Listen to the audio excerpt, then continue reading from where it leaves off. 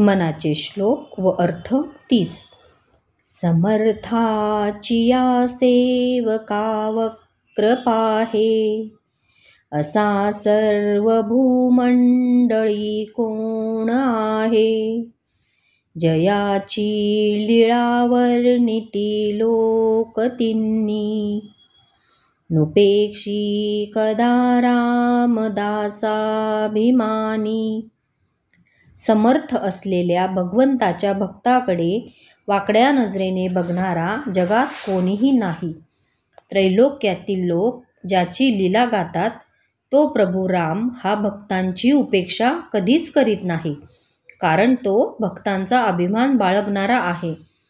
जय जय रघुवीर समर्थ.